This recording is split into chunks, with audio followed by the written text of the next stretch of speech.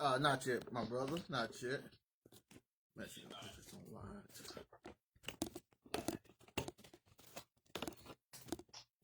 gonna be Facebook Live too. Oh yeah. How's your day today, man? Man, my day has been fantastic. I actually spent most of my day in the Bible as well as in history, so I haven't did nothing but stuff pertaining to the Lord all day. Fun stuff all day, man. Yes, sir. Yes, sir. And let's see what kind of feedback we can get. I wonder if anybody's gonna come in tonight or not. If not, I'm still gonna have it on wax. So yeah. And I'll be right back. And give me about 2 minutes, and I'll be back. And let me know when I can start pinging people. Okay.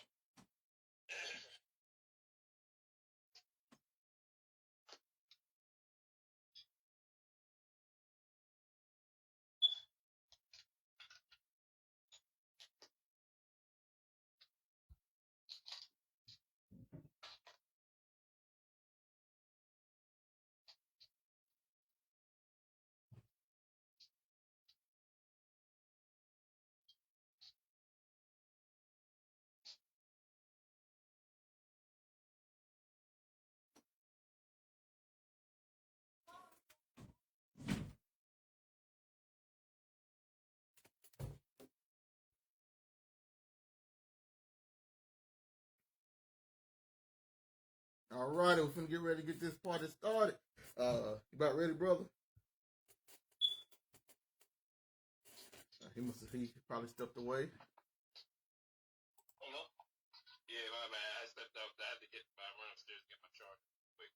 That's all great, brother. What was that? What you said? Nothing. I was just trying to tell everybody we're finna get ready to get started.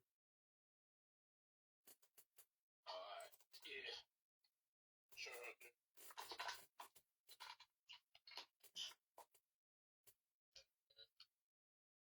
Alright, I'm gonna start pinging people. I'm finna start myself, man.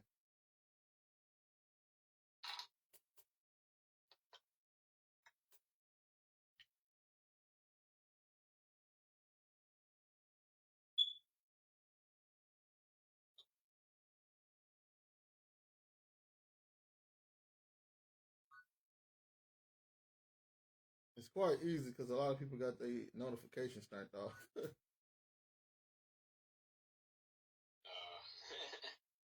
Oh, okay, so that's why it's not letting me,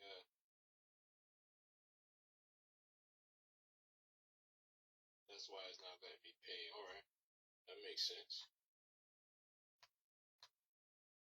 Let me pay who I can. Amen.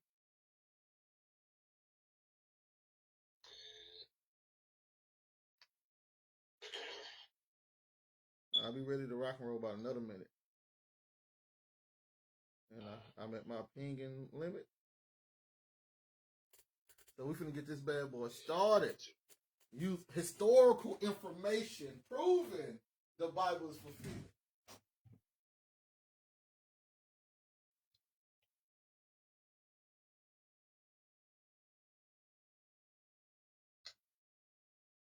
So this is gonna stop all that arguing and hopefully all that useless. We got to do this, this, and that. We're supposed to be doing this, this, and that. Okay, but when the kingdom comes, we're not gonna do this, this, and that. When Christ come back, we ain't gonna do this, this, this, and that. Okay, somebody got something to say, y'all?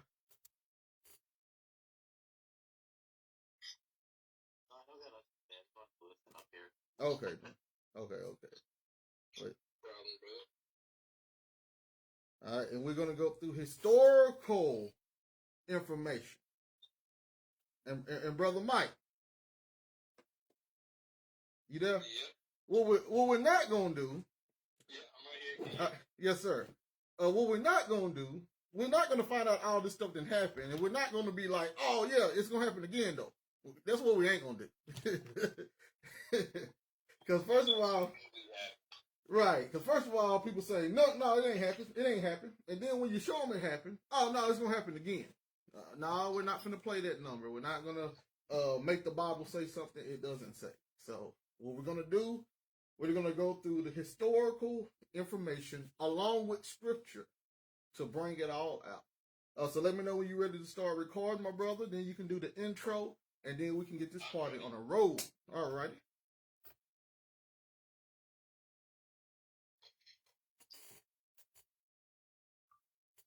All right, shalom, welcome everybody. Today we are going to be providing information and facts, truths about the preterist view, proving that prophecies are fulfilled. I want you to, when you get a chance, subscribe to resurrectionprophecy.kingdom.com on YouTube and AOSD Chandler on YouTube. All things fulfilled on YouTube. Not made with hands on YouTube. Also, you can check our website where we post articles explaining very valuable information, doctrine in the Bible. That's going to be at thefirstchurch.live. So I'm going to hand the floor over to instructor Elvin Israel, and then we will begin our lesson.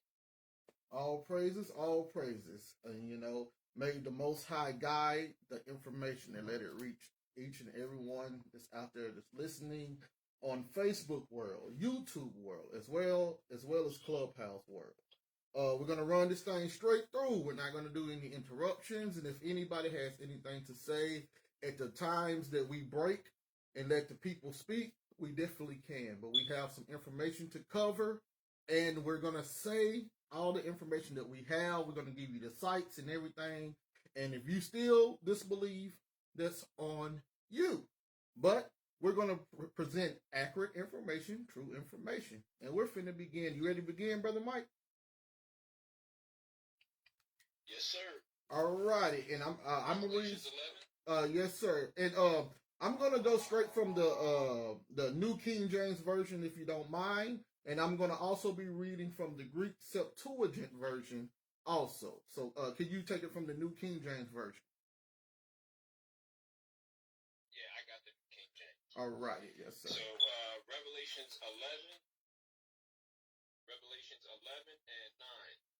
Then those from the peoples, tribes, tongues, and nations will see their dead bodies 3.5 days, and not allow their dead bodies to be put into graves. First instance with the two witnesses.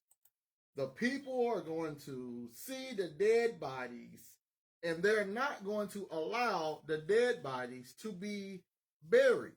So now, and if you know anything about it, these two witnesses, they was actually killed in that same spiritual Sodom and Egypt where the Lord was crucified. Now, if anybody try to make that be America, you're automatically off. The Lord was not crucified in America, and we're not going to quantum leap and try to make it be America. The Lord was crucified around the area of Jerusalem, so we're going to keep it in the land of Canaan. We're not going to make it try to fit the Western world, what people want to do. So first of all, we have an instance going on inside of Jerusalem. So now, we're going to go to War of the Jews by Josephus. We're going to War of the Jews, and we're going to go to Book 4, Section 5. Book 4, Chapter 5, Section 2, and I'm going to read lines 316 through 318. And listen to what it says. It says, and as soon as they caught them, they slew them, and then standing upon their dead bodies, in way of just upbraided, Ananus with his kindness to the people, and Jesus was a common name back then, which his speech made to them from the wall. So these are two people, Ananias and Jesus. Nay, they proceeded to that degree of impiety as to cast away their dead bodies without burial. Although the Jews used to take so much care of the burial of men, that they took down those that were condemned and crucified, and buried them before the going down of the sun. I should not mistake if I said that the death of Ananias was the beginning of the destruction of the city, and that from this very day may be dated the overthrow of her wall and the ruin of her affairs, whereon they saw their high priest and the procurer of their preservation slain in the midst of their city. Now I'm going to read down to 322 too to show you. Jesus was also joined with him, and although he was inferior to him upon comparison, he was superior to the rest. And I cannot but to think that it was because God had doomed this city to destruction as a polluted city and was resolved to purge his sanctuary by fire, that he cut off these their great defenders and well-wishers. So we have Josephus recording a moment when two pious individuals was inside of the sedition that was happening in Jerusalem around 70 AD. And these two individuals were standing for the law, for the piety of Israel and what Israel was supposed to be doing, and the zealots, those seditious men inside of Jerusalem, slayed both of them, killed both of them. And Josephus said, on the effect of these pious men being killed, he can only just draw the conclusion that Jerusalem was taken down on that cause. Same thing we have in Revelation chapter 11. Jerusalem being taken down and trodden, and in the middle of that war going on the inside, we have two witnesses that was pious killed in Jerusalem. And when they were killed, the judgment came. That's Revelation 11, chapter 13. In that same hour was a great earthquake, and then the seventh angel sounded, and there was loud voices. Then the kingdoms of the world became the kingdom of our Lord. So we see it in history. You could say coincidence, but we have historical information where there was actually two pious men inside of Jerusalem standing in the sedition, claiming and screaming and crying that Israel need to get it together before the Lord come and judge them. And they killed these men, and Josephus said, well, that's one of the reasons why he can say Jerusalem was broken down. So we have that in historical documentation where it is literally two men that did what was said to occur in the book of Revelation. But that's just one. We have many to go. And this is our premise right here if the people don't understand.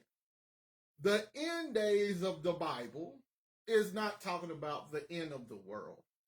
It's talking about the end of the old covenant. The old covenant ended in 70 AD when Jerusalem was taken down for the final time dealing with the temple. So the end, when you see last days, end of times, all of that in the Bible, it's talking about the old covenant ending, which happened in 70 AD. So now, Brother Mike, can we go to the Matthew verse now? And if you want to add anything in at any time, Brother Mike, if you want to add anything in at any time, please do. Oh yeah, I'll jump in after the lesson is done. Okay then. Matthew 23:35. That on you may come all the righteous blood shed on the earth, from the blood of righteous Abel to the blood of Zechariah, son of Berechiah, whom you murdered between the temple and the altar. So now we have Christ prophesying to the scribes and Pharisees that all the atonement from Abel to Zechariah, son of Berechiah, who they slew between the altar, was going to come upon that first century generation. All the atonement from creation all the way up into Zechariah, son of Berechiah, being slain. So now, I want to show a correlation. We go to War of the Jews, Book 4, Chapter 5, Section 5. I'm going to read lines 342 and 343. This is what it says. Here upon there arose a great clamor of the zealots upon his acquittal, and they all had indignation at the judges, for not understanding that the authority that was given them was but in zest. So 2 of the boldest of them fell upon Zacharias in the middle of the temple and slew him, and he fell down dead. They bantered him and said, "Thou hast also our verdict, and this will prove a more sure acquittal to thee than the other." They also threw him down out of the temple immediately into the valley beneath it. So now we have Zacharias, son of what Josephus called him, son of Baruch. The Bible has it, son of Berechiah. So if we know they went by first names dealing with the heritage, they didn't have the heritage. They didn't do last names like we do. Everybody shared their father's first name. So Josephus called him Zacharias, son of Baruch. The Bible has Zacharias, son of Berechiah. These will be of the same family. But the most important part of this is Christ prophesied this about 40 years before it happened. So when he's talking to the Pharisees and the scribes, they don't even know what he's talking about when he told them that they slew Zechariah, son of Berechiah. They're like, what are you talking about? So we have here that end time prophecy once again, that that was the end of the old covenant, that slaying of Zechariah, son of Berechiah, was going to happen their generation. And woe and behold, Christ said it indeed, Josephus said indeed, did it literally happen their generation. So that's another end times prophecy that occurred and happened. So now, I want to let's get to the nitty gritty. Some of those end time prophecies that they make it be about America. So, can you go to the Daniel one now? And let's get it out of the Septuagint.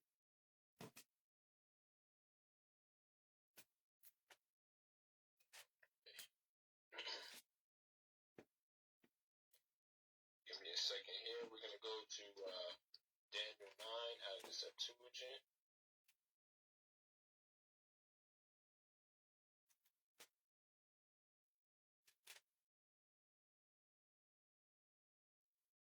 And y'all know how people want to do with those 70 weeks, right? You know what they do to them 70 weeks. They make them 70 weeks last into America. They do all kind of funny stuff with that Daniel 70 weeks. So let's see how we can see how this Daniel 70 weeks actually plays out. All right, Daniel 9:24. It says 70 weeks have been determined upon thy people and upon the holy city for sin to be ended, and to seal up transgressions, and to blot out the iniquities, and to make atonement for iniquities, and to bring in everlasting righteousness, and to seal the vision and the prophet, and to anoint the most holy. And can you read verse 26 also? Then, Verse 26, and after the 62 weeks, the anointed one shall be destroyed, and there is no judgment in him. And he shall destroy the city and the sanctuary with the prince that is coming. They shall be cut off with a flood. And to the end of the war, which is rapidly completed, he shall appoint the city to desolations. So now, I'm gonna read it from my version also.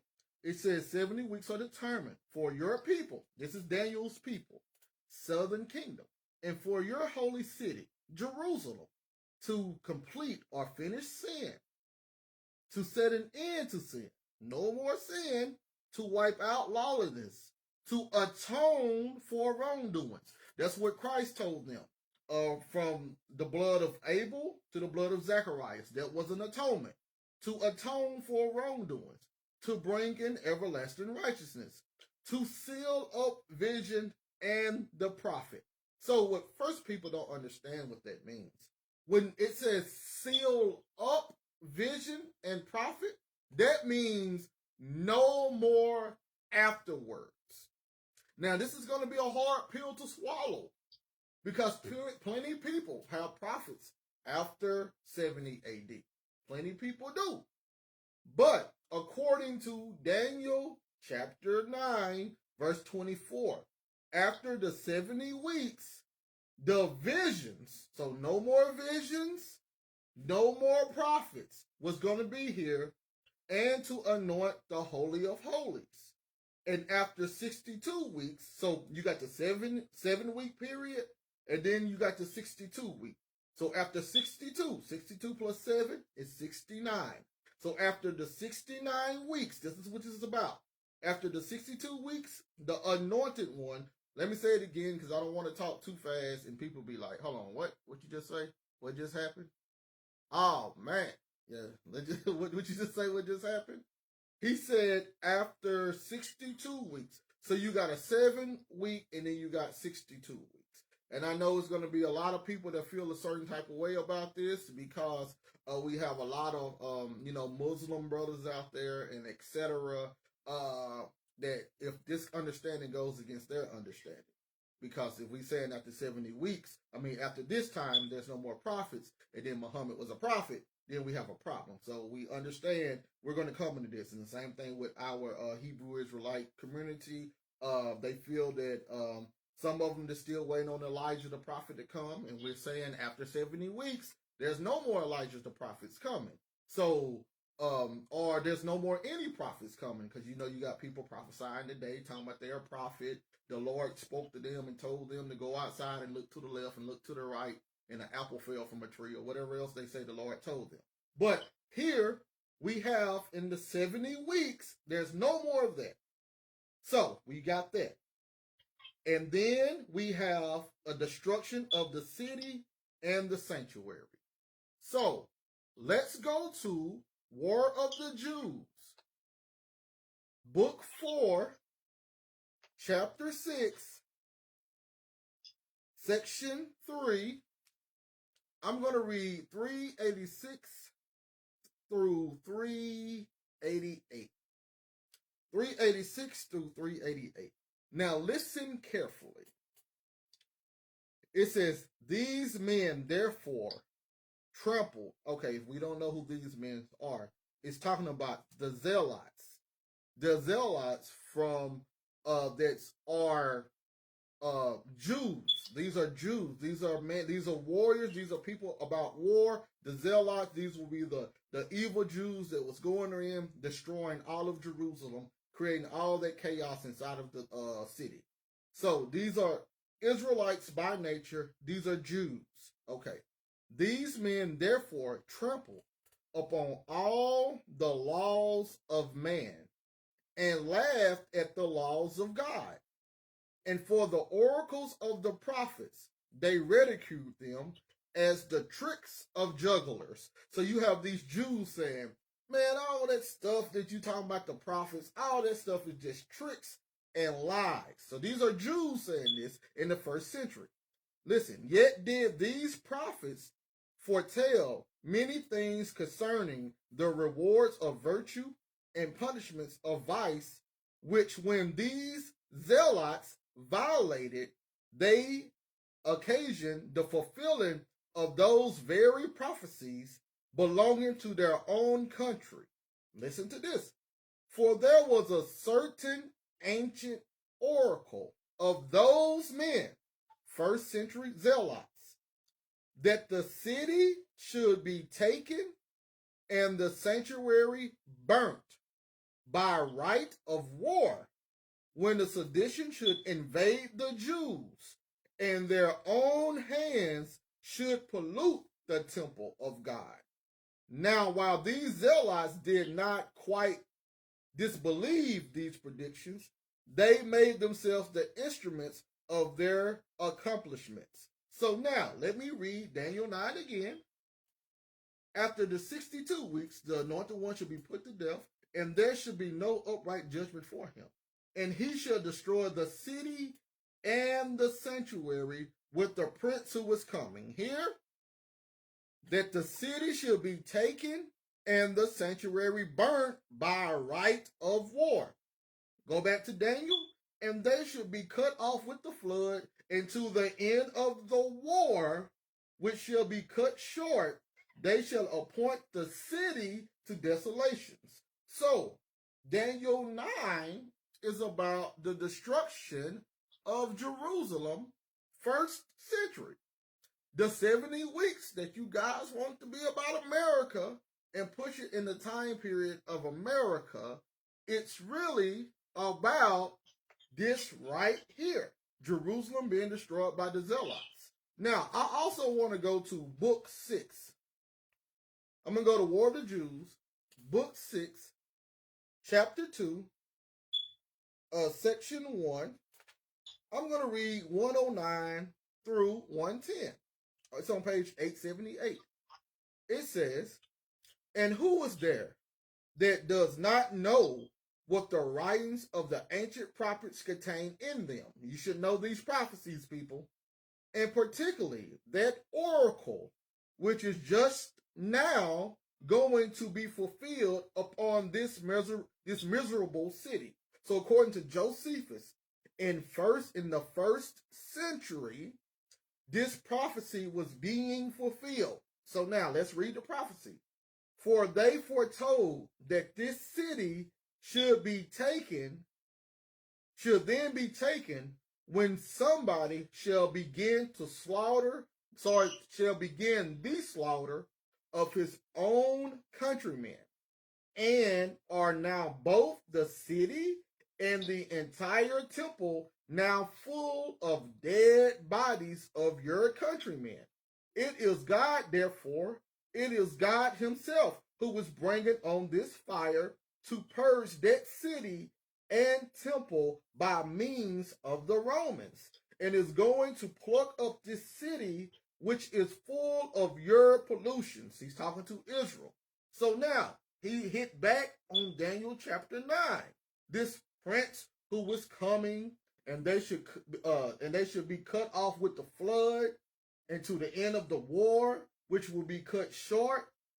He shall appoint the city to desolations. This is Daniel 9:26. People are saying that this prophecy is going to happen in our future today. We got a historian saying it happened in in his time period, first century. So somebody ain't right. Did it happen first century? Or is it happening in our time period in the future? Somebody got it wrong. So now I'm saying that this happened definitely first century. First century. So now, Brother Mike, if you can, could you read that next Daniel 9? All right. Daniel 9 and 27. Uh-huh. And 1 week shall establish the covenant. And 1 week shall establish the covenant with many. And in the midst of the week, my sacrifice and drink offering shall be taken away. and on the temple the abomination of desolations. And at the end of time, an end shall be put to the desolation. So now, then he shall confirm a covenant with many for 1 week. This is that last final week. And in the middle of the week, my sacrifice and drink offering will be taken away. Ain't nobody doing no sacrifice and drink offerings today. But anyway, and there shall be in the temple the abominations of desolations, and to the end of the time, an end to the desolation shall be appointed, an appointed date, an appointed time. But we have here, Christ is talking about, Daniel, through the Word, who is Christ, is giving a prophecy about what's going to happen at that end of time, or the time of the end, right, of that old covenant. We have the daily sacrifice taken away, and the temple having the abomination of desolation. You have people preaching today talking about, or teaching today, talking about the abomination of desolation is going to be here any minute. Or the Jews are going to build another temple. And we're going to go into that new temple spoken of in Ezekiel, because they don't know the spiritual nature of it. We're going to go into that temple. We're going to create a whole nother temple, and somebody's going to put the abomination of desolation in that temple, right? Now, we already reading that Josephus said, or other people said these things happened in the past. And I'm going to actually show you. My brother, can you read that next, Daniel?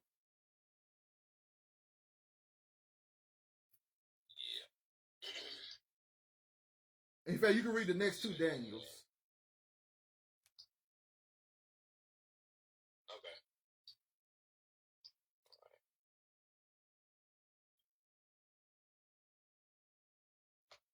All right, Daniel 11 and 31. It goes, and seeds shall spring up out of him, and they shall profane the sanctuary of strength, and they shall remove the perpetual, and make the abomination desolate. Bingo. And in my version it says, hold on, let me read real fast. Let me read my version real fast. It says, then offspring shall arise from him. Yes, sir. Then offspring shall arise from him, and they shall defile the sanctuary of power. They shall take away the daily sacrifice and place there the abomination of desolation. Same thing that Daniel 9 was talking about. Okay, my brother.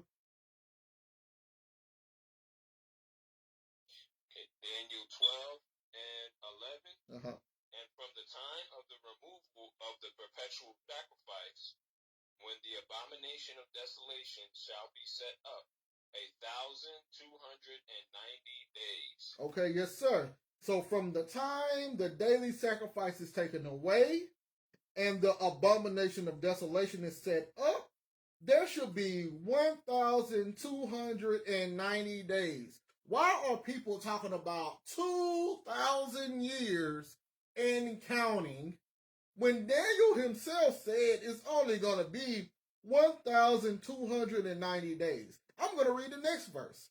Blessed is he who waits and come to the 1,335 days. Daniel did not put the time of the end past 1,335 days. And then you have Western people who then comes and say, yeah, it's been 2,000 years, but a day to the Lord is 1,000 years. So with that calculation that you're using, when Daniel said 1,335 days, you mean that you got to multiply that times 1,000. So that means we have a lot. Well, this is 1,335 years.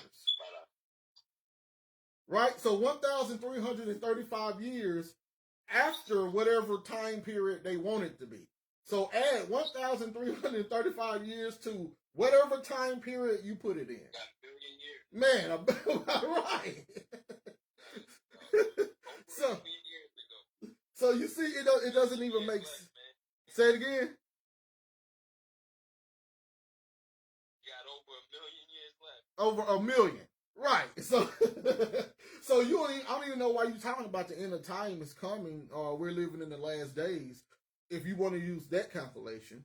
But Daniel said for the people, when you see the abomination of desolation set up, the time period when this Bible is going to be complete, it doesn't go past 1,335 days.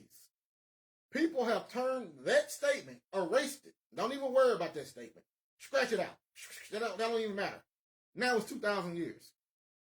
Forget the stuff Daniel said. Forget the 1,290 days Daniel said. That don't matter.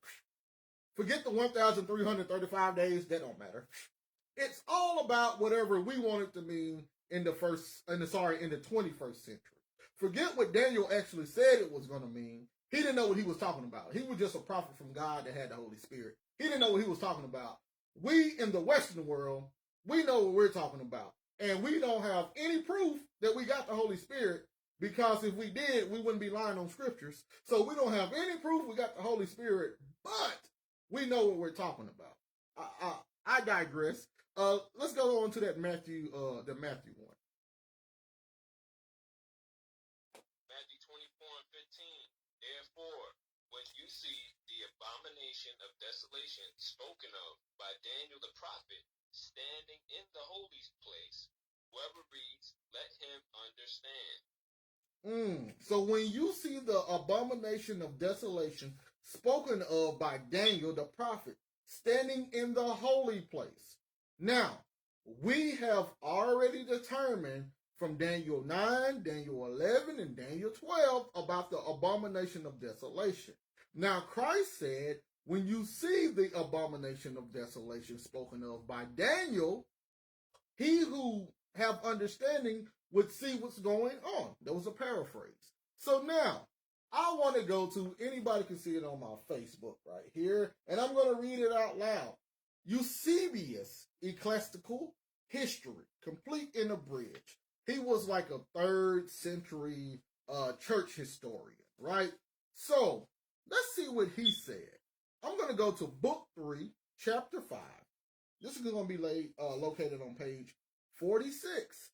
And I'm going to read lines 4. For the people see, I'm not making it up. It's right there. I got it highlighted. Y'all can't see it on Clubhouse, but I can read it. Let's read what it says.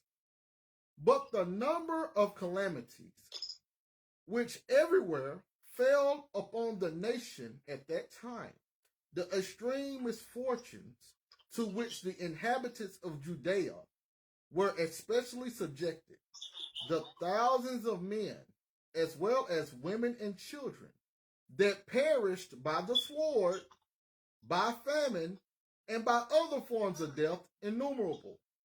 All these things, as well as the many great sieges which were carried on against the cities of Judea, and the excessive suffering endured by those that fled to Jerusalem itself as to a city of perfect safety, and finally, the general course of the whole war, as well as its particular occurrences in detail, and how at last the abomination of desolation proclaimed by the prophets, Daniel 9:27, stood in the very temple of God, so celebrated of old, the temple which was now awaiting its total and final destruction by fire.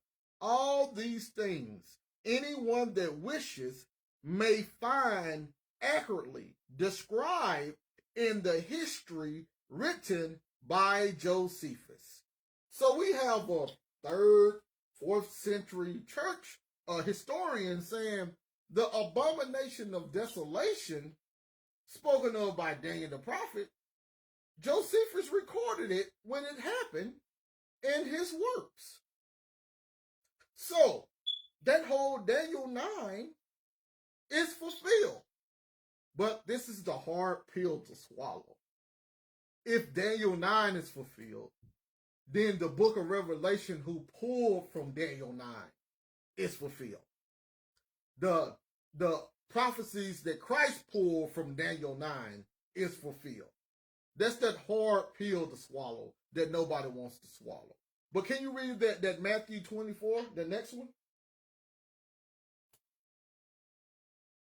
Then let those who are in Judea flee to the mountains. So now we got the fleeing into the mountains. And let's see here. Do I got my book? Do you got your Babylon to Timbuktu? I could run upstairs and get it. Yeah, because I thought I had mine on me, but I guess I left it in the room. All right, 1 second, Saints. My brother's going to get his Babylon to Timbuktu, but until he get back, I'm gonna go ahead and talk, y'all. I'm gonna talk with y'all. Now, I know a lot of people they're not gonna like to hear this, right? They love the word hope, right? They have been fulfilled. I mean, they have been told this lie, and that's what it is. It's a blank lie. They have been told a lie that at the end of the world, Christ was going to come.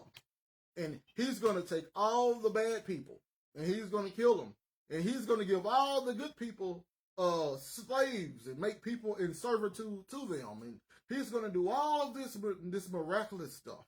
Just you wait. So all you have to do is sit here, follow the law of Moses, and wait on your time, because it's going to happen any day now.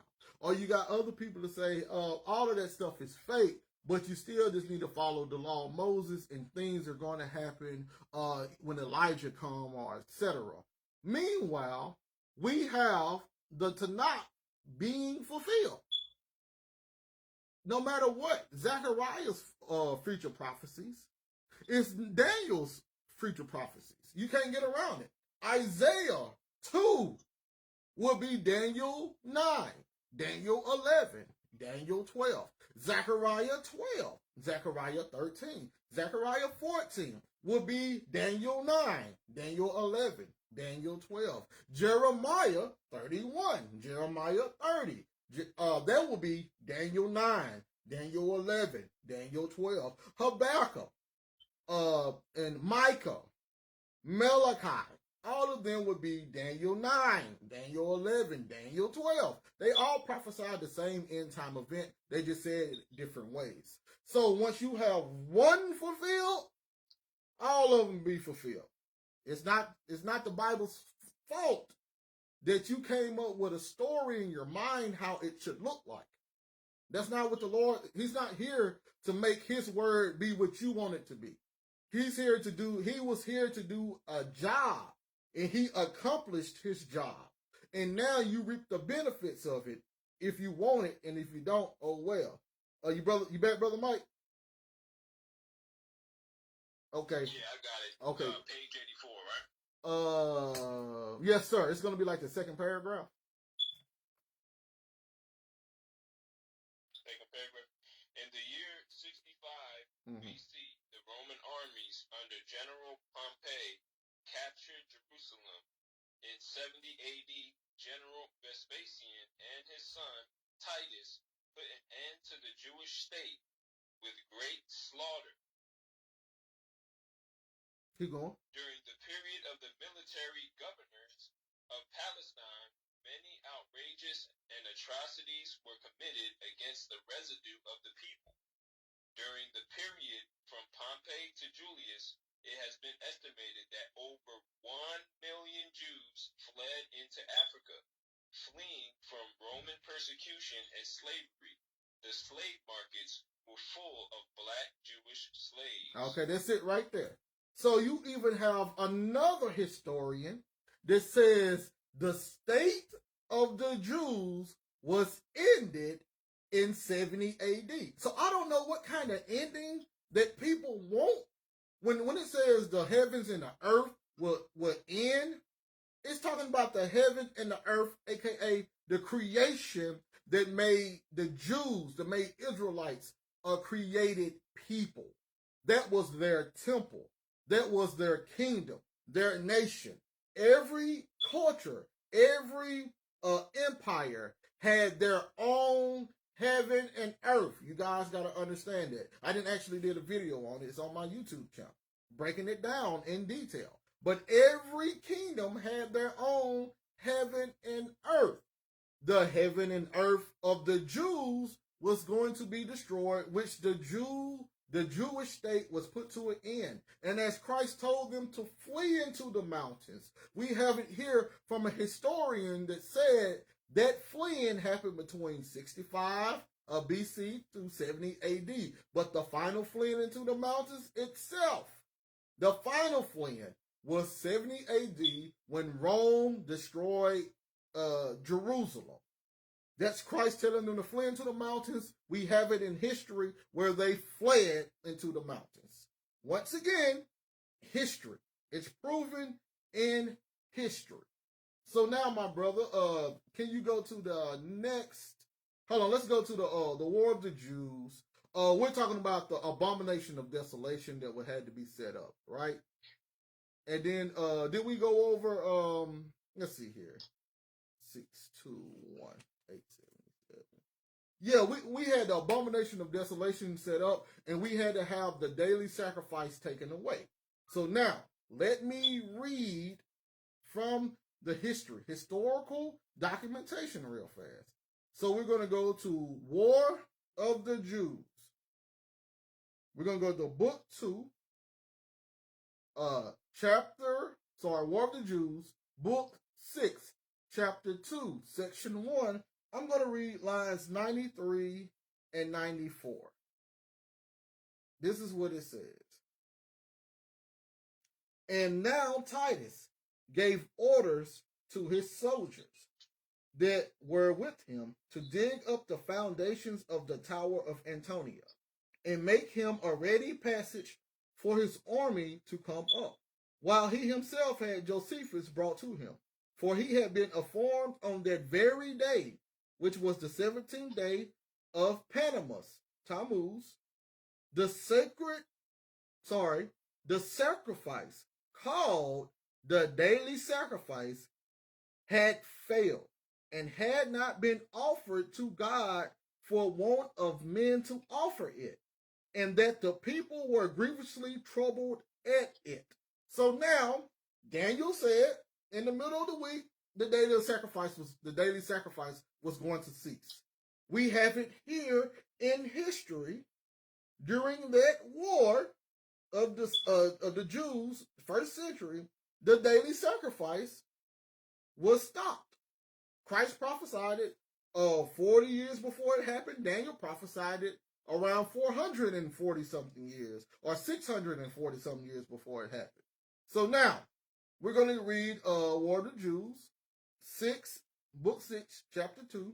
I'm going to read section 4 now, and I'm going to read lines 124 through 127. It says, Now Titus was deeply affected with this state of things, and reproached John and his party, and said to them, Have not you vile wretches, that you are, by our permission, put up this partition wall before your sanctuary? Have not you been allowed to put up the pillars thereto belonging at due distances, and on it to grave in Greek, and in your own letters, this prohibition, that no foreigner should go beyond the wall? Have not we given you leave to kill such as go beyond it, though he were a Roman? And what do you do now, you are pernicious villains? Why do you trample upon dead bodies in this temple? And why do you pollute this holy house with the blood, both of foreigners and Jews themselves? I appeal to the gods of my own country, and to every god that has ever had any regard to this place, for I do not suppose it be now regarded by any of them. I also appeal to my own army, and to those Jews that are now with me, and even to you yourselves, that I do not force you to defile this your sanctuary. So now, I'm going to read book 6, chapter 6, section 1, on page, line 316 on page 891. And this is what it says. 316, where we at? Let me find it.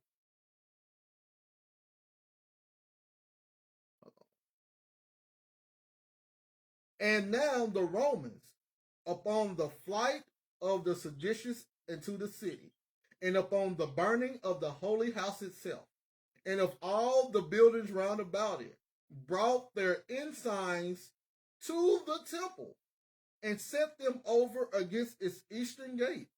And there did they offer sacrifices to them, and there did they make Titus imperator with the greatest acclamations of joy.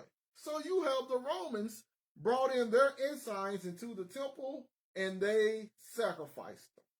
Woe and behold, you have it all right there. So, that's the abomination of desolation set up. What more can we do? That's the daily sacrifice taken away. That's the abomination of desolation set up. That's them fleeing into the mountains. So now, I think, let's see here. What else do we want to go to? Let's go to the next Matthew. Matthew 24 and 14 says, and this gospel of the kingdom will be preached in all the world as a witness to all the nations, and then the end will come. So this gospel of the kingdom will be preached into all the world, to all the nations, and then the end will come. People tell you, hey, that ain't happened yet. We still have missionary trips going over into all parts of Africa. For some reason, they love saying Africa. That's the only place, I guess, that don't have the word. A lot of people only say Africa. Yeah, we're going into Africa where the people still live in huts and mud because that's what they think of Africa. And we're bringing them the word. And until all of that happens, the world is not going to come to an end. My brother, all right, go ahead and read that, the next one. Colossians 1:23. If indeed you continue in the faith, grounded and steadfast, and are not moved away from the hope of the gospel which you heard, which was preached to every creature under heaven, of which I, Paul, became a minister. So Paul said in the first century that every creature under heaven received the gospel. And when you tell people that, they don't want to hear that. Everybody in heaven didn't receive the gospel. Everybody under heaven didn't receive the gospel. When Paul said creatures, is he talking about bugs? So blah, blah, blah, this and that. So Paul said every creature under heaven received the gospel. So if everybody receiving the gospel to them is different than everybody receiving the gospel to you, it doesn't mean what you want it to mean. It meant what they wanted to mean. But let's say you want to disregard Paul. Well, we're going to go to, once again, Eusebius, church history. He the one made the history of the church. You know, he wrote it down. We're going to go to the book 2, chapter 3. And this is going to be on page 30. And let's read what Eusebius said. Since you don't like Paul, I'm just going to read the first one. This is what he says. This is called The Doctrine of Christ, soon spread throughout all the world. 1. Thus, under the influence of the heavenly power, and with the divine cooperation, the doctrine of the Savior, like the rays of the sun, quickly illumine the whole world. And straightway, in accordance with the divine scriptures, the voice of the inspired evangelists and apostles went forth through all the earth, and their words to the end of the world. So, we have Paul saying all the gospel went to the world. Every creature got it. We have Eusebius saying every creature of the world, everybody of the world got the gospel. So, obviously, what they meant isn't what you meant. It's more than that. Understanding Paul was a liar. Well, I don't see. I'm not gonna do, and this is my Facebook. Understanding Paul was a liar. I'm not gonna do that because I don't do. And y'all, this is just a segue, and I'm coming right back, y'all. I promise I am. I really don't follow what Americans say because Americans don't understand ancient Eastern works. So we can't call nobody a liar if we don't understand their works. We don't understand their culture. We don't understand their backing. The Bible is not an English book. It's not a Western book. Nothing I'm reading is a Western book. Everything I'm reading is Eastern understanding translated into English words. So Paul understood Eastern literature and he explained Eastern literature to an Eastern audience Easternly. He didn't do it Westernly. He didn't say, hey, let me make this work for 2,000 years in the future, people in the Western Hemisphere. He didn't say that. He didn't do that. So now, and I said, even if we don't believe Paul, I put up another source, which was Eusebius. And he said the same thing Paul said. So obviously, I'm going to say they know what they're talking about since they lived on that side of the world. So they're telling us what that literature meant on that side of the world. All right, so let's go to the next one, my brother. Let's go to that Genesis one now. And if you don't mind, yeah, go to that Genesis one. Okay, Genesis 49, and 1. And Jacob called his sons and said to them, verse 10, a ruler shall fail from Judah, nor a prince from his loins, until there come the things stored up for him, and he is the expectation of nations. Yes, sir. So now let me read it again from my version now. It says, now Jacob called his sons and said, gather together that I may tell you what shall befall you in the last days. So some books say latter days, some books say last days, some books don't have it at all. But this is something that was supposed to happen in the last days. Verse 10, in the last days, the scepter should not depart from Judah, nor a lawgiver from his loins, his male parts, his sperma, until Shiloh comes, and to him shall be the expectation of the nations. So the last day prophecy was the scepter wasn't going to part from Judah, nor a lawgiver from his loins until Shiloh comes. Last day prophecy. So now I want to go to Antiquity of the Jews. I'm going to go to book 14, chapter 15, section 2. This is found on page 470. I'm going to read lines 403. It says, but Antigonus, by way of reply to what Herod had caused to be proclaimed, and this before the Romans, and before Silo also, said that they would not do justly if they gave the kingdom to Herod, who was no more than a private man, and an Idumean, i.e., a half Jew, whereas they sought to bestow it on one of the royal family as their custom was. So we have the lawgiver, we have the scepter departing from Judah and given over to an Idumean. The scepter departed from Judah and was given over into Herod, an Idumean. And the prophecy said that was going to happen when Shiloh came, Shiloh being the Messiah. And woe and behold, in the generation the Messiah came, the kingdom, the rulership left that of Israelite origin stock, and it went to that of Idumea. So that's another end-day prophecy fulfilled in the 1st century. So we done went through 1, 2, 3, 4, 5, 6, 7, 8, 9, 10, 11, 12, 13 end-day prophecies all being fulfilled in the 1st century. So now, my brother, can you go to the next Matthew?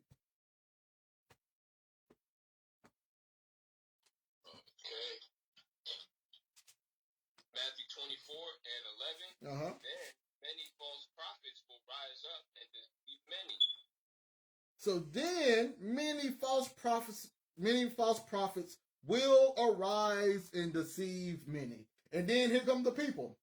This is about today's time. This is about your T.D. Jakes and your Joel Osteens and your whoever else, your Creflo Dollars and any other person that's a pastor.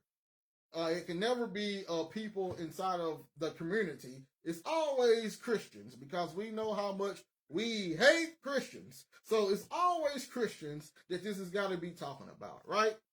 Woe and behold, I want to go to War of the Jews, Book 6. War of the Jews, Book 6, Chapter 5, Section 2.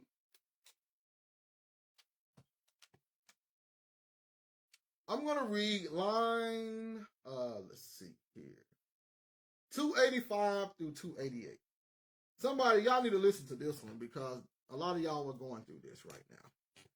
It says, a false prophet was the occasion of these people's destruction, who had made a public proclamation in the city that very day, that God commanded them to get up upon the temple, and that there they should receive miraculous signs of their deliverance. Remember, Christ told them to flee into the mountains. The false prophets had said, no, come to the temple. Let's get on the temple. Let's wait. Now there was a great number of false prophets subbed on by the tyrants to impose upon the people, who denounced this to them, that they should wait for deliverance from God. In this way, in order to keep them from deserting, that they might be buoyed upon above the fear and cares by such hopes. Now, now this is for everybody out here. You guys need to listen to this one. Y'all need to listen to this one. This should hit home. For all of my people telling people that if you don't follow the law of Moses, then you're going to die. And if you're gonna be spared, you're gonna get slaves, and the wicked people is gonna be destroyed. And if the Israelite way in America is the only way to go to get salvation. And they're talking to people who have been beaten down, trodden down because of slavery, inequality, police brutality, etc., single parent homes and stuff. So these people are targeted for their livelihood, their lifestyles and the atrocities that them and their ancestors have faced, because we're all the same. Our ancestors has all faced the same. So these are for the people that's targeted, who has these backgrounds. Listen to right here. Line 287. Now a man that is in adversity does easily comply with such promises. For when such a seducer makes him believe that he shall be delivered from those miseries which oppress him, then it is that the patient is full of hopes of such deliverance.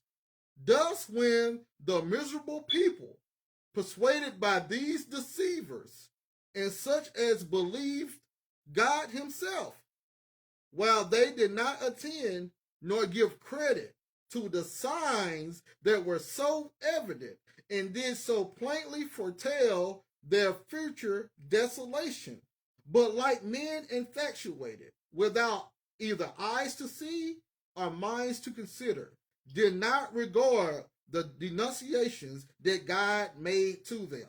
In other words, when a person is going through adversity, it's easy to persuade them that deliverance is coming, right?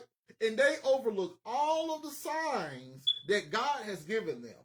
AKA, leave the Christian church. Leave it alone. Follow the laws of Moses.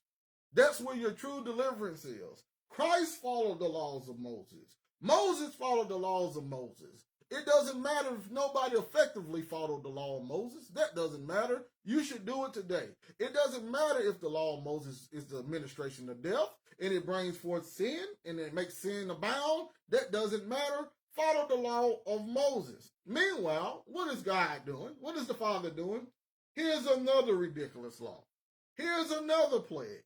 Here's another virus. Here's another plague. Here's another wildfire. Here's another volcano. Here's another earthquake. Here's another cyclone. Here's another hurricane. Here's another. Here's another. Here's another. And you're denying and you're overlooking all of the atrocities that's coming up on earth while you're still denouncing Christianity and trying to go toward the law. Meanwhile, the Lord is still slapping us with more and more plagues. But anyway, let's continue. Let's continue. Let's keep going on.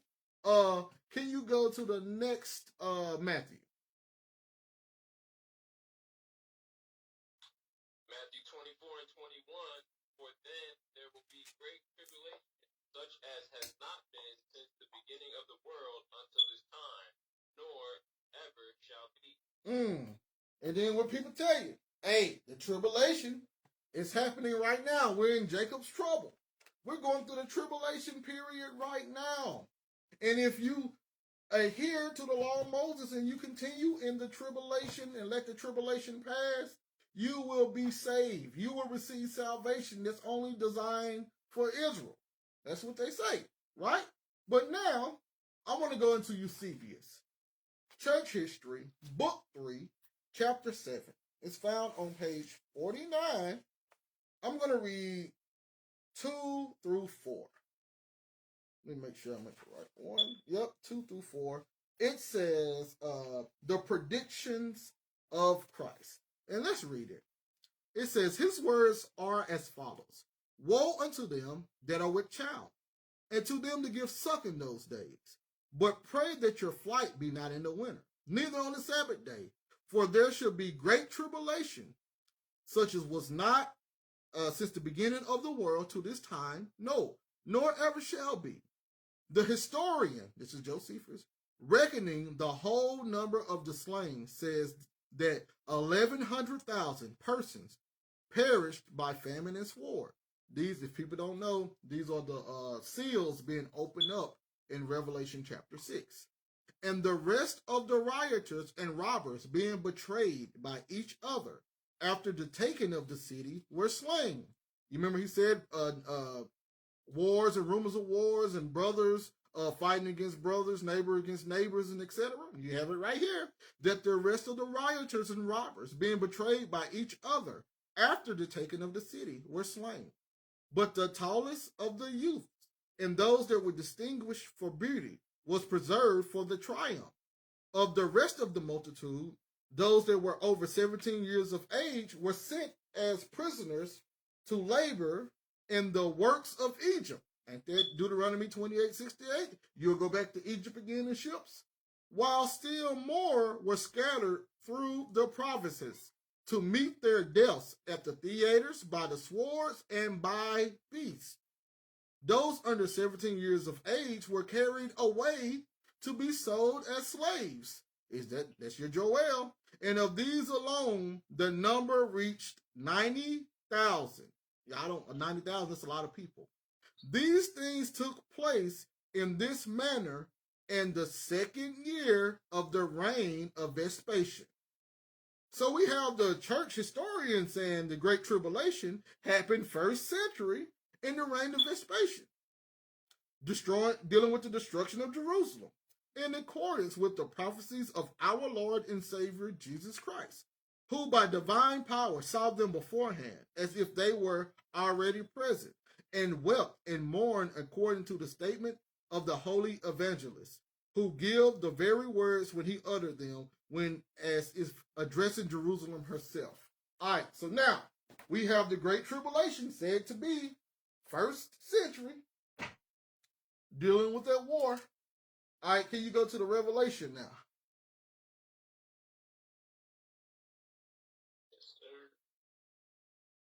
All right, Revelation 19 and 14. 1 second. And the armies followed him on white horses. So now we got the army. That's it. So now we got the armies in heaven that followed him upon white horses. And you can go ahead and read. Can you go ahead and read that Daniel 12:1, and then Revelation. It might be hold on. Revelation. It might be 12:1. Nope. 12:7. So Revelation 12:7 and Daniel 12:1. All right. And at the time, Michael, the great prince, shall stand up that stands over the children of thy people, and there shall be a time of tribulation, such tribulation as has not been from the time that there was a nation on the earth until that time. Mm-hmm. At that time, thy people shall be delivered, everyone that is written in the book. Mm-hmm. And then Revelation 7. 12:7. 12:7. And you can read 12:7 and 8. War broke out in heaven. War broke out in heaven.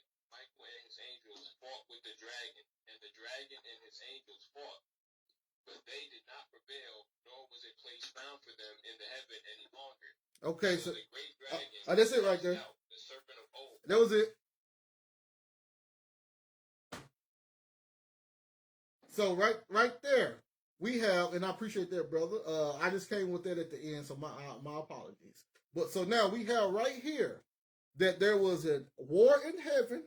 We got the angels coming down, dressed all in white, getting ready for war. We have in Daniel 12, we got Michael standing up, getting ready for war. And then in Revelation 12, we finally find out that that war was actually in heaven. Hold on, give us 1 second, y'all.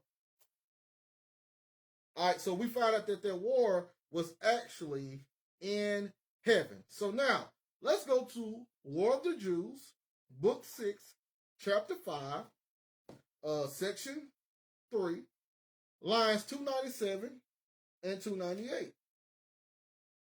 This is what it says. It says, a certain prodigious and incredible phenomenon appeared. I suppose the account of it would seem to be a fable, were it not related by those that saw it, and were it not the events that follow it so considerable a nature as to deserve such signals. For before sunsetting, chariots and troops of soldiers in their armor were seen running about among the clouds and surrounding of cities. So we have in first century, dealing with the War of the Jews, that they saw armies in heaven fighting and surrounding cities. So now, how do I know that they was fighting and etc.? I want to go to another historian that actually said it also. I'm going to go to Tacitus, right? He's a Roman historian. And in his books that he wrote, on book 5, it's the histories book, the history section. This is his book 5. This is section 13, page 665. And I'm going to read what he saw, or what he stated in his book. It says, prodigies had occurred, which this nation, which was the nation of the Jews, prone to superstition, but hating all religious rites, did not deem it lawful to expiate by offering and sacrifice. There had been seen hosts joining battle in the skies, the fiery gleam of arms.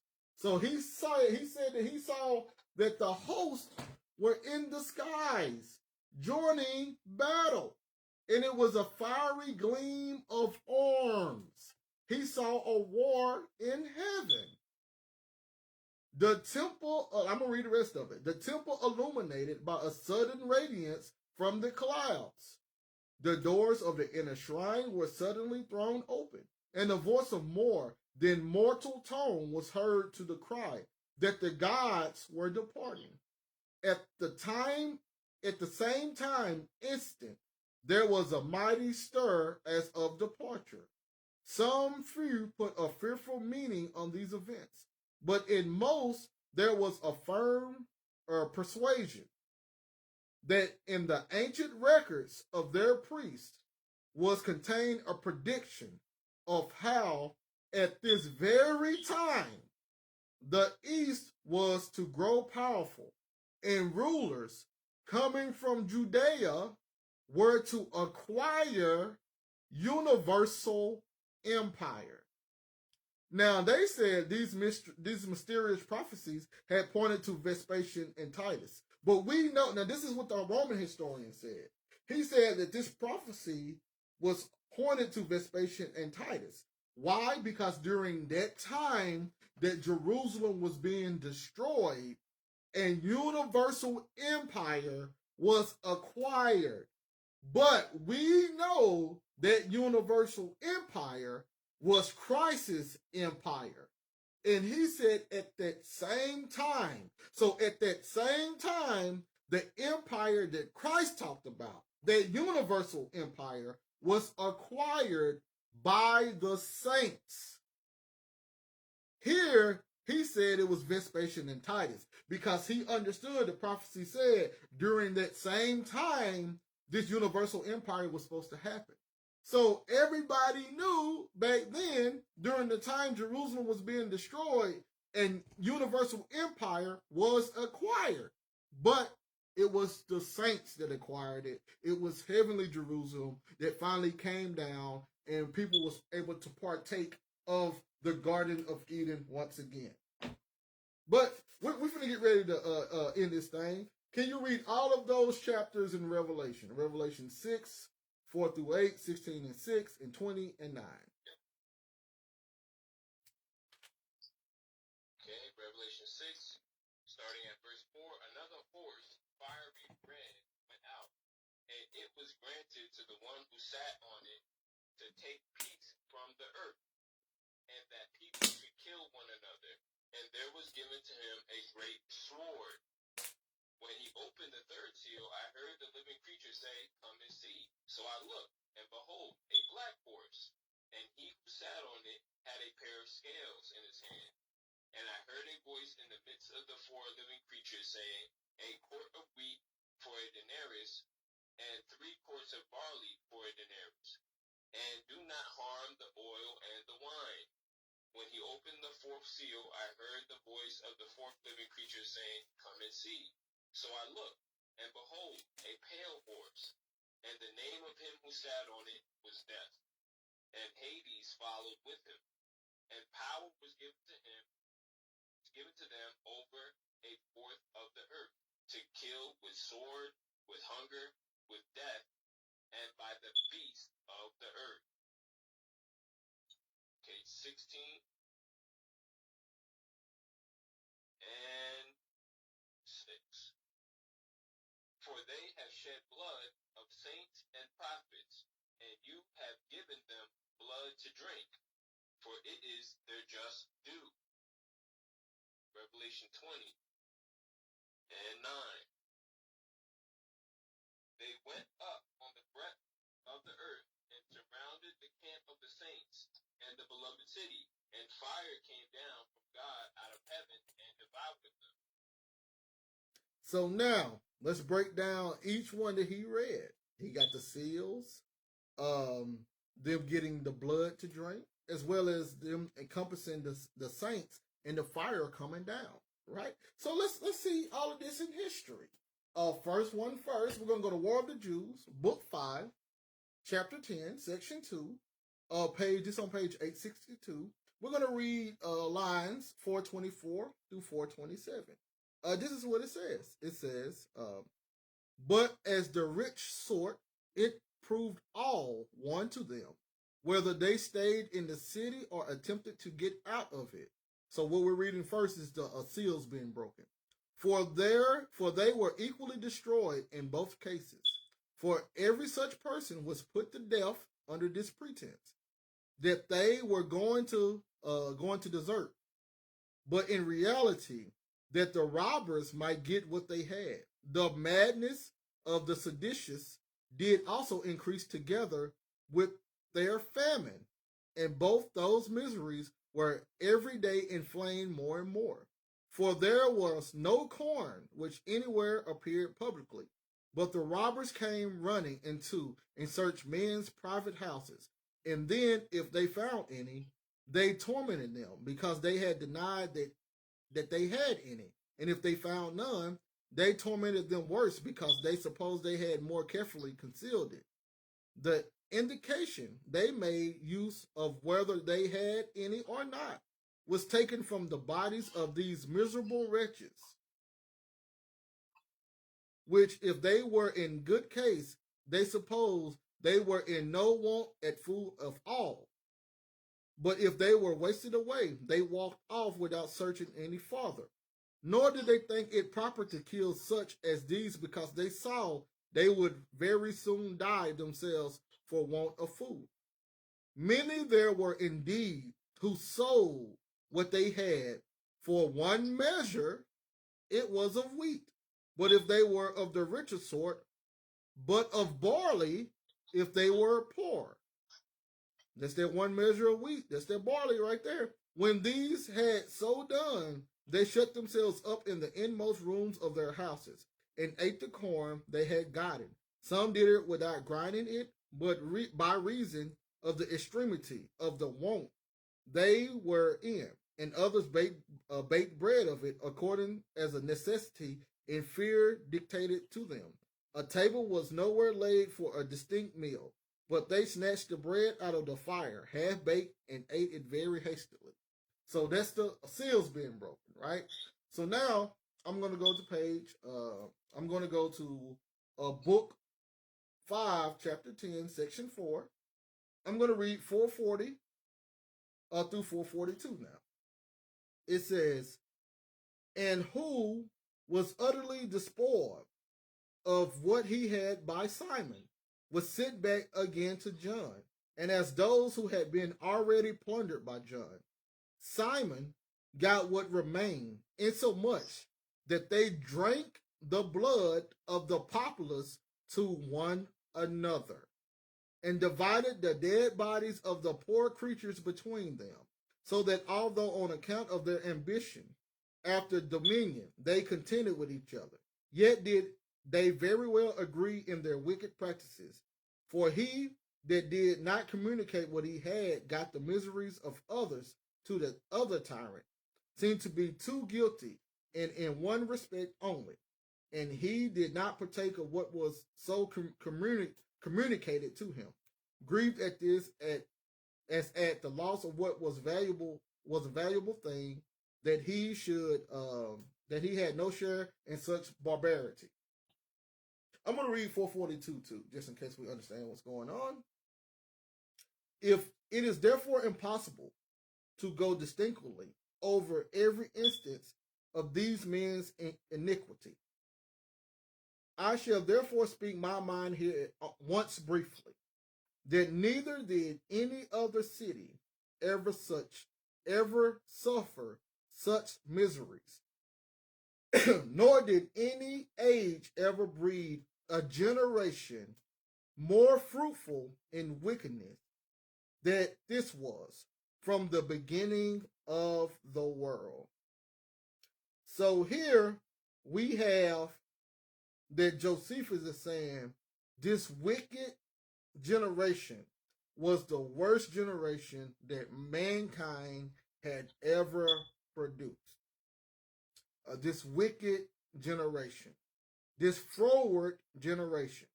This is what Moses was saying was going to come up on that wicked and froward generation in the Song of Moses. And in Acts, they said the same thing. They called that generation that they lived in that wicked and froward generation. And now we have Josephus saying that this is the most wickedest generation that had ever existed on the planet. So now, we're going to go to that last one. So this is going to be a little bit to read. When the camp of the saints was compassed, and fire came down and destroyed those that came against the saints. It's on page 887. This is book 5, chapter 10, section 4. And this is a little bit to read because I want to get the whole entire thought out on what it meant when it said fire came down to destroy those that came against the saints. So I'm going to start at 249 and I'm going to read all the way to 270. So let's just listen up. Now this is about the fire that came down. Let me get a little water. So this was about that fire that came down and destroyed those wicked people. It says, so Titus retired into the tower of Antonia and resolved to storm the temple the next day, early in the morning, with his whole army, and to encamp round about the holy house. So that's the encampment of the holy house that we read in Revelation chapter 20, when they was finna encamp the saints. And what it said, fire came down and devoured them, right? So let's get it right here. To account round about the holy house. But as for that house, God had for certain long ago doomed it to fire. So let me break off real fast to explain. The heaven and earth, the kingdom, the creation, the temple. It said heaven and earth was going to be dissolved by flames. Now here, Josephus is saying the temple was doomed by fire. Understand what's being said here. Okay, now, God had for certain long ago doomed it to fire. And now that fatal day was come. According to the revolution of ages, it was the 10th day of the month, Louis Ab, upon which it was formerly burnt by the king of Babylon. Although these flames took their rise from the Jews themselves, and were occasioned by them. For upon Titus retiring, the seditious lay still for a little while, and then attacked the Romans again. When those that guarded the holy house fought with those that quenched the fire that was burning in the inner court of the temple.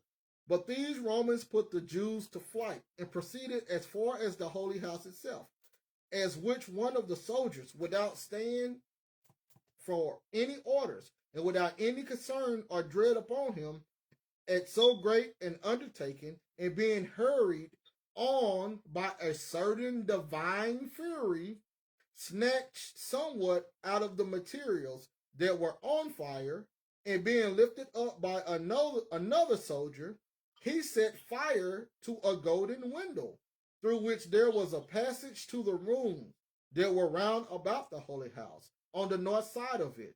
As the flames went upward, the Jews made a great clamor, such as so mighty an affliction required, and ran through to prevent it. And now they spared not their lives any longer, nor suffered anything to restrain their force, since that holy house was perishing, for whose sake it was that they kept such a guard about it. And now a certain person came running to Titus, and told him of this fire, as he was resting himself in his tent after that long battle. Whereupon he rose in a great haste, and as he ran to the holy house, in order to have stopped to put out the fire. After him followed all his commanders, and after them followed the several legions, in great astonishment. So there was a great clamor and tumult raised, as was natural upon the disorderly motion of such a great of an army. This then did Caesar, both by calling to the soldiers that were fighting with a loud voice, and by giving a signal to them with his right hand, ordered them to quench the fire. But they did not hear what he said, though he spake so loud, having their ears already dimmed by a greater noise another way. nor did they attend to the signal he made with his hand. Neither still some of them were distracted with fighting, and others with passion. But as for the legions that came running thither, neither any persuasions nor any threatenings could restrain their violence, but each one's own passion was his commander at this time. And as they were crowding into the temple together, many of them were trampled one by another, while a great number fell among the ruins of the cloisters, which were still hot and smoking, and were destroyed in the same miserable way with those whom they had conquered. And when they were come near the holy house, they made as if they did not so much as hear Caesar's orders to the contrary, but they encouraged those that were before them to set it on fire. As for the seditious, they were in too great distress already to afford their assistance toward quenching the fire. They were everywhere slain and everywhere beaten. And as for a great part of the people, they were weak and without arms, and had their throats cut wherever they were caught. Now round about the altar lay dead bodies heaped one upon another, as at the steps. Going upon it, and it ran upon to it ran a great quantity of their blood, whither so also the dead bodies that were slain above on the altar fell down. And now, since Caesar was no way able to restrain the enthusiastic fury of the soldiers, and the fire proceeded on more and more, he went into the holy place of the temple with his commanders and saw it, with what was in it, which he found to be far superior to what the relations of foreigners contain, and not inferior to what we ourselves boasted of and believed about it. But as the flames have not yet reached to its inward parts, but were still consuming the rooms that were about the holy house, and Titus supposing what the fact was, that the house itself might yet be saved, he came in haste and endeavored to persuade the soldiers to quench the fire, and gave orders to Liberius, the centurion, and one of those spearmen that were about him, to beat the soldiers that were refractory with their staves, and to restrain them. Yet were their passions too hard for the regards they had for Caesar, and the dread they had of him who forbade them, as was their hatred of the Jews, and a certain vehement inclination to fight them, too hard for them also. Moreover, the hope of plunder induced many to go on, as having this opinion, that all the places wherein were full of money, and as seeing that all round about it was made of gold. And besides, one of those that went into the place prevented Caesar, when he ran so hastily out to restrain the soldiers, and threw the fire upon the hinges of the gate in the dark, whereby the flame burst out from within the holy house itself immediately, when the commanders retired, and Caesar's with them, and when nobody any longer forbade those that were without to set fire to it, and thus the holy house burnt down without Caesar's approbation. Now, although anyone would justly lament the destruction of such a work as this was, since it was the most admirable of all the works that we have seen or heard of, both for its curious structure and its magnitude, and also for the vast wealth bestowed upon it, as well as for the glorious reputation it had for its holiness, yet might such one comfort himself with the thought that it was fate that decreed it so to be, which is inevitable. But as to living creatures, and as to works and places also, however, one cannot but wonder at the accuracy of this period thereto related. For the same month and day were now observed, as I said before, wherein the holy house was burnt formerly by the Babylonians.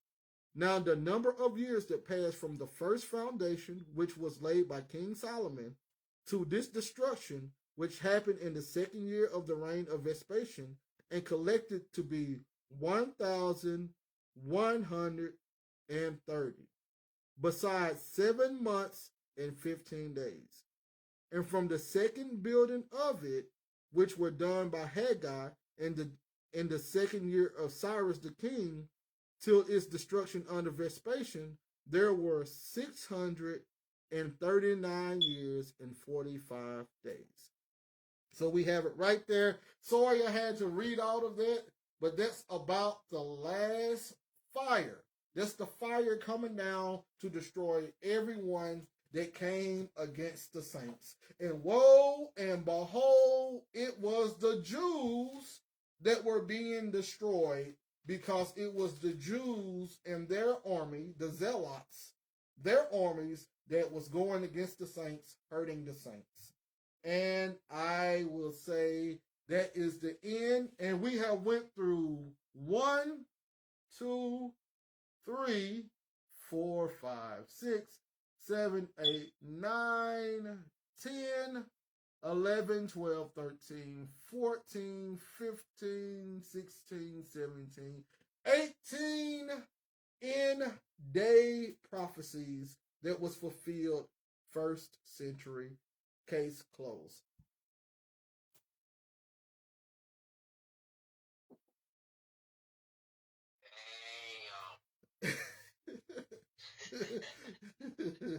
That's funny. Wow. Where are the naysayers? Where are all the creatures from the Black Lagoon? Where they at? Popping off about Christ is fake, Testament is fake. Where they at? Well, we had a Muslim in here. We had a Tanakh only. We had a Torah only in here. Everybody left. Had some people on my Facebook. They left too. Everybody gone.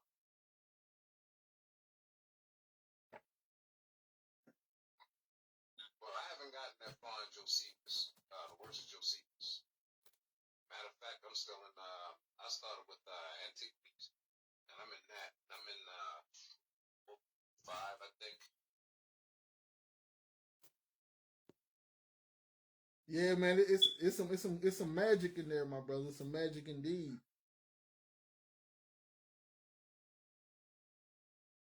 And Mike, you could come in and what you want to add, and then you can cut the recording also.